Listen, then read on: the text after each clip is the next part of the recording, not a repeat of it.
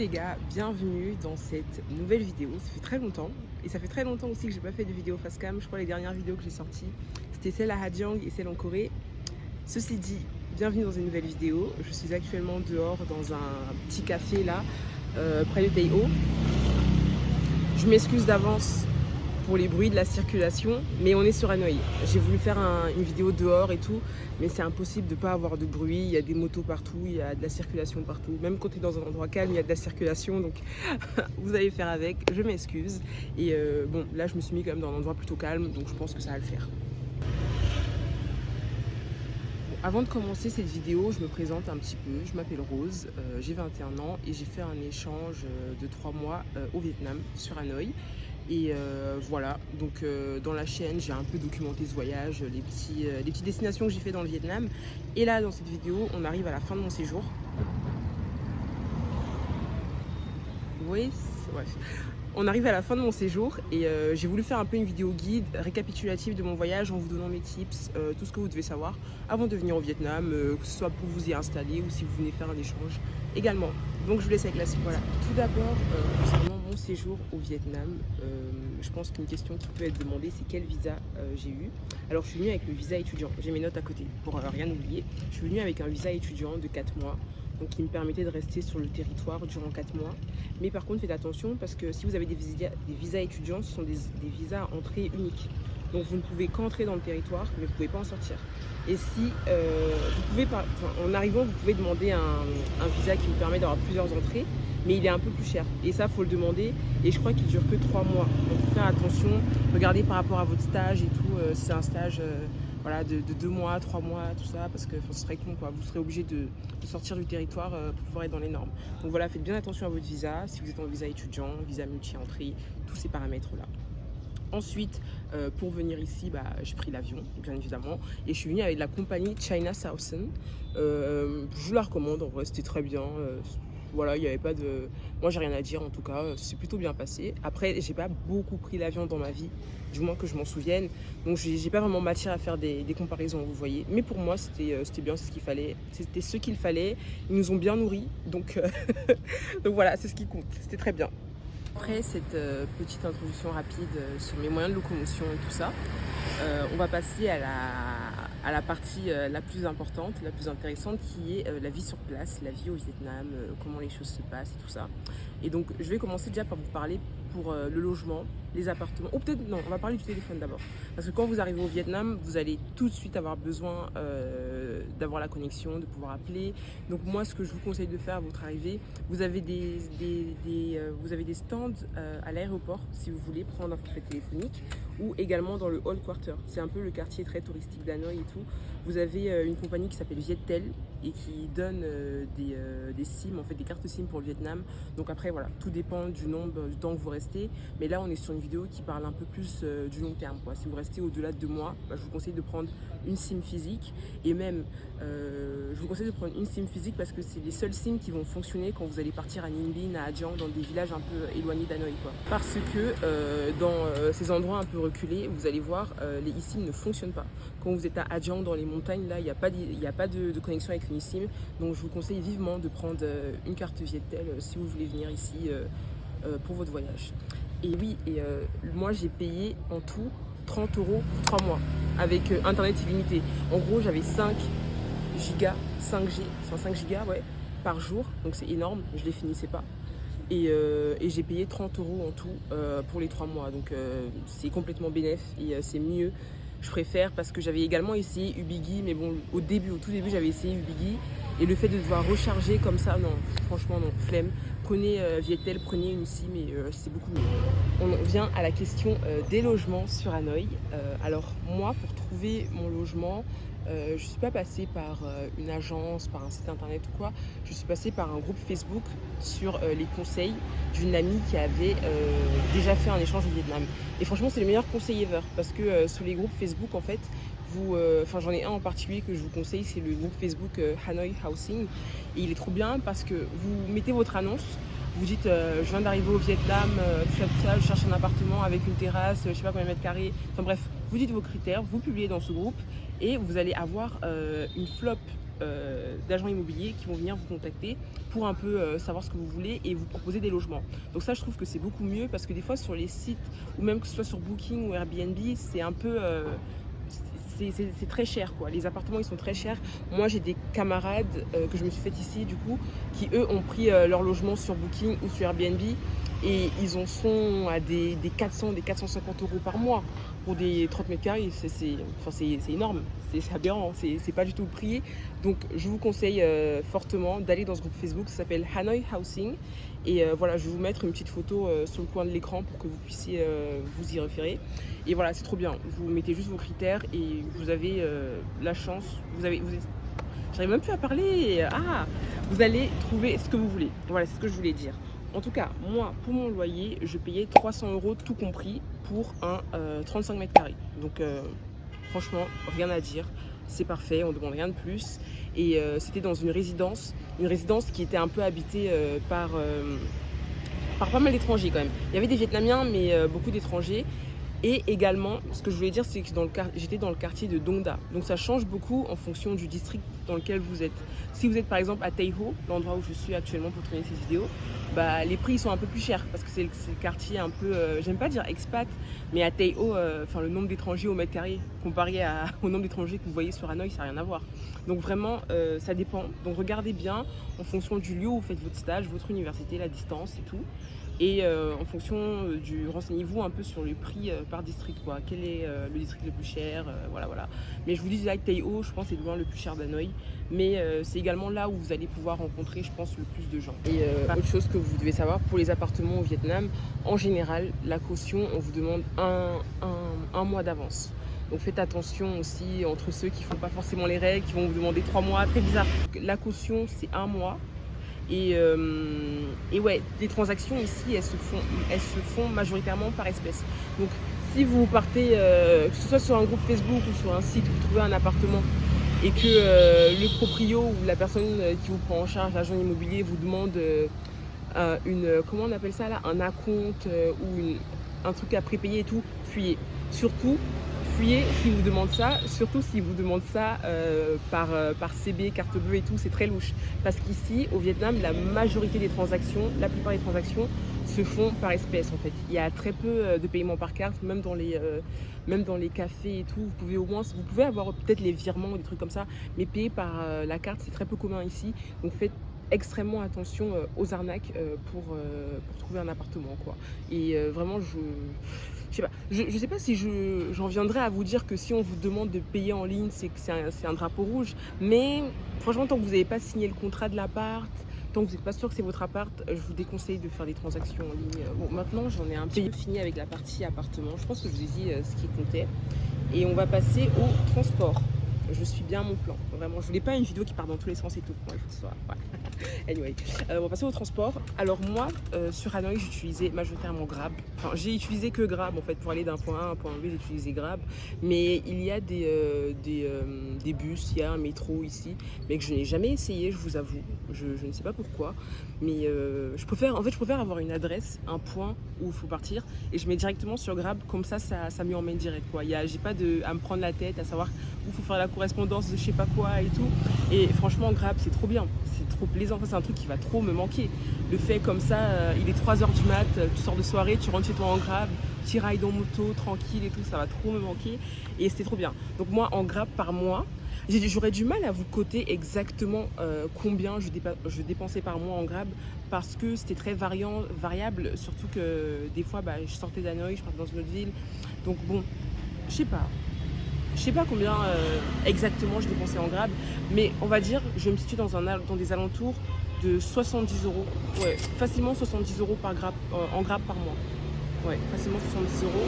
Et voilà, ça va dépendre de la fréquence à laquelle vous sortez, de la fréquence à laquelle vous faites des soirées, de votre cercle d'amis, si vous avez beaucoup de potes ou pas, et que vous êtes souvent sollicité à aller dehors. Ça dépend de tous ces critères-là, et aussi de votre stage, quoi. Si par exemple vous êtes à côté de votre stage, vous partez à pied, vous allez moins dépenser en Grab. Donc ça dépend vraiment de plein de critères. Je vous le redis, ce n'est pas un prix net, quoi. Je pourrais pas vous dire vraiment, non, j'aurais du mal à dire ça. Surtout que moi sur Grab, je commandais également beaucoup la bouffe. Donc on va passer au point suivant, le point suivant qui sera la bouffe, les courses et tout sur Hanoï. Et du coup, moi je commandais beaucoup sur Grab de la nourriture de temps en temps et mes courses. Et je faisais mes courses au Lot Mall. C'est un grand centre commercial qui est d'ailleurs coréen, il me semble. Parce que je l'ai vu également quand j'étais en Corée. C'est un centre commercial coréen qui, je pense, est beaucoup implanté en Asie et tout, très populaire. Mais quand vous y allez, vous allez voir, hein, la plupart des rayons et tout, il y a plein de trucs coréens. Vraiment la mondialisation de la Corée, quoi. Mais ouais, moi je faisais mes courses là. Et il y a également les stands, enfin les restaurants dans la ville où vous pouvez aller, c'est pas très cher, vous pouvez avoir de très très bons repas pour même pas 2,50 €. Mais moi, ici au Vietnam, j'ai eu un souci, j'ai eu des ulcères gastriques. Ça c'est fou ça. Je sais pas si vraiment la cause ce soit mon voyage au Vietnam ou soit la bouffe que j'ai mangée ici. Mais en tout cas, les douleurs gastriques que j'ai eues, tous les problèmes ou même les difficultés de digestion que j'ai eues, j'en avais déjà un petit peu en France, mais là, couplé aux douleurs, j'avais jamais eu ça, quoi.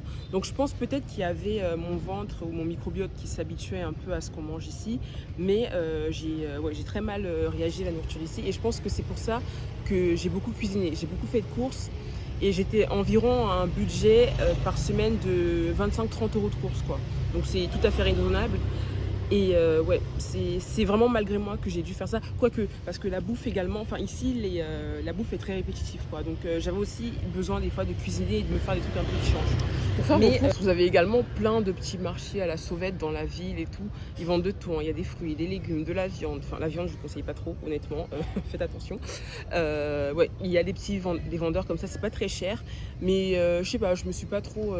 Vraiment, je veux pas que ces vidéos soient vues comme une condescendance en mode elle a dit qu'elle achetait pas au marché et tout. Non, pas du tout. C'est juste que, ceux qui ont déjà eu des ulcères gastriques, ils savent. Tu commences à avoir peur de la bouffe, peur de ce que tu manges, peur de ne pas prendre les bons trucs. Donc, tu essaies vraiment de maximiser au mieux pour éviter de te mettre, de te mettre en danger, entre guillemets, ou de faire ressurgir la douleur. Donc, moi, vraiment, j'ai vraiment évité tout ce qui était des petits stands comme ça. Mais j'ai des copines ici qui achètent là-bas et qui n'ont pas du tout de problème. Donc, comme quoi, vraiment, c'est vraiment mon expérience à moi, quoi. Ça, c'est important à souligner quand même. Et vous pouvez très bien manger pour encore moins cher que je mangeais moi, quoi. Et moi franchement pour la vie sur place, je dirais qu'en un mois 700 € si vous êtes que sur Hanoï, hein. Là je compte pas tous les petits voyages et tout, mais en un mois je pense que 700-600 € et encore, hein, vraiment c'est très bien pour vivre convenablement si vous choisissez le bon appartement, le bon prix, si vous voulez boire dans des cafés de temps en temps, même tous les jours, et faire des petites sorties et tout. 600-700 € c'est très bien par mois à prévoir. Ensuite, la deuxième partie de cette vidéo qu'on va aborder, c'est un peu plus la partie voyage dans le Vietnam, et je vais vous donner un peu mes petits tips pour voyager dans le Vietnam. Donc quand vous serez au Vietnam, je vous conseille vivement de ne pas rester que dans la ville où vous êtes. Enfin, en vrai personne ne fait ça. Et vous avez tellement de choses à voir au Vietnam. Par contre, s'il y a un conseil que je peux vous donner, c'est quand même de vous concentrer sur ce que vous voulez voir.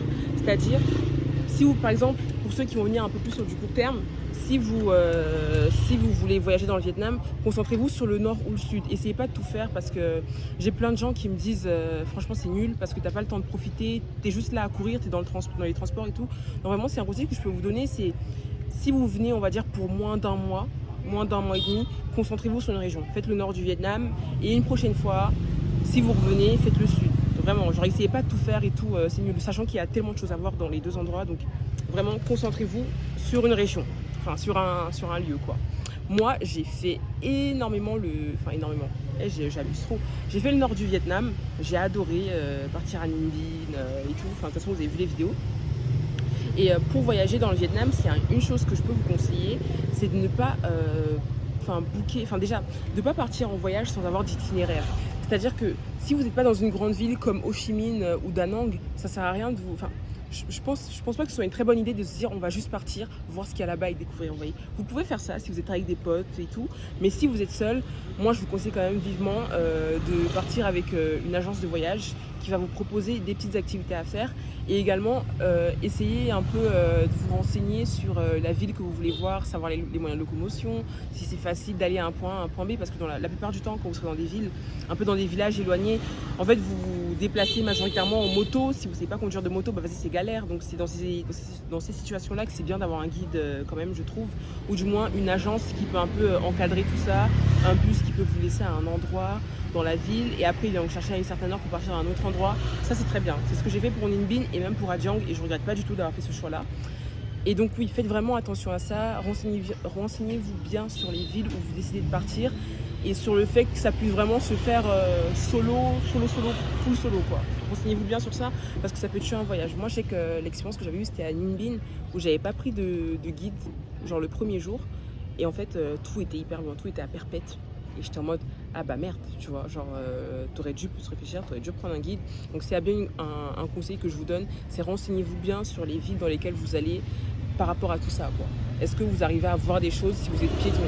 C'est pas comme Hanoï, les autres villes au Vietnam. Donc vraiment, faites attention à ça, à vos moyens de locomotion, faites très attention. En clair, faites attention à la logistique, en fait. Genre, choisissez bien, regardez bien vos heures de départ. Et je vous jure, c'est des conseils cons comme ça, mais c'est comme ça que tu te fais avoir. C'est comme ça que ça tue tout un voyage parce que tu n'as pas fait attention à ces petits détails-là qui font toute la différence, quoi. Donc, faites attention à ça. Et pour en venir aux agences de voyage, je vous conseille de partir avec une agence de voyage.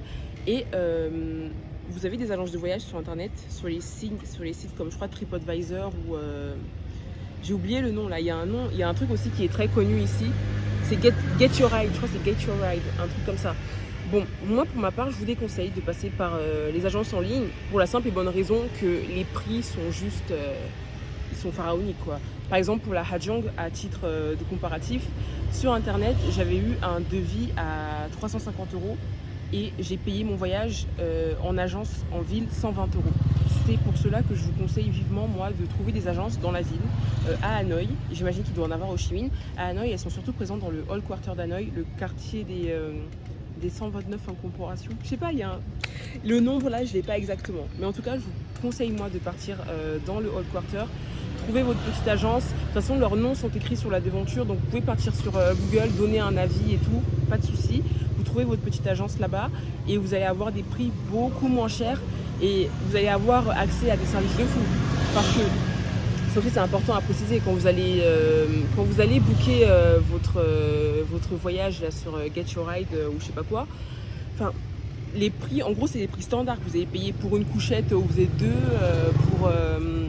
enfin, ça sera pas le luxe de fou. Alors que quand vous partez directement dans le Hall Quarter, que vous rencontrez les agences IRL, bah vous pouvez dire moi c'est des bus VIP que je veux. Faites très attention également quand vous voyagez au bus et au choix de siège que vous prenez, mais je vais en venir après.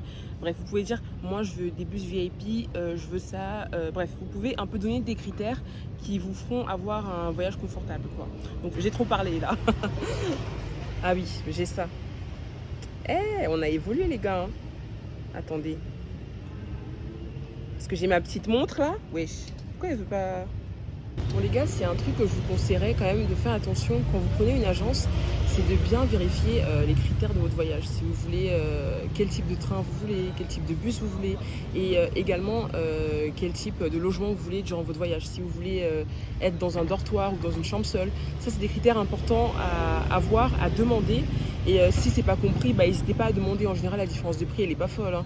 Nous par exemple pour Hajang, le tarif comprenait en fait dormir dans un dortoir, mais on a été un peu surclassé pour avoir une chambre toute seule et on a payé 4 € de différence, vous voyez. Donc faites bien attention à ce genre de petits critères. Et pour vos voyages dans le Vietnam, je vous conseille vivement, mais vivement, de télécharger l'appli Want2Go Asia. Want2Go Asia sera plus pour les voyages où vous ne prenez pas de guide. Si par exemple vous partez à Da Nang ou à Ho Chi Minh, bah, je vous conseille de télécharger Want2Go Asia parce que si vous passez par Booking ou par Trip, enfin on va dire des applications un peu plus conventionnelles, ce sera un peu plus cher quand même que sur Want2Go Asia. Sur Want2Go Asia, vous payez juste la compagnie, quoi. Vous payez pas d'intermédiaire ou je sais pas quoi. Donc c'est vraiment une application que je vous conseille d'installer si vous venez au Vietnam. Voilà, donc je pense que là on a fini un peu avec la partie voyage. Et vraiment si vous avez des questions ou des interrogations, enfin bref, si y a des trucs qui ont été un peu flous dans mon discours, n'hésitez pas à me le dire en commentaire et je vais vous y répondre. Bon les gars, j'ai commencé à faire le montage et je vous dis juste que la vidéo aura 2 parties parce que ça faisait trop long sinon. Donc vous aurez la partie 1 et la partie 2 je la publierai plus tard. Voilà.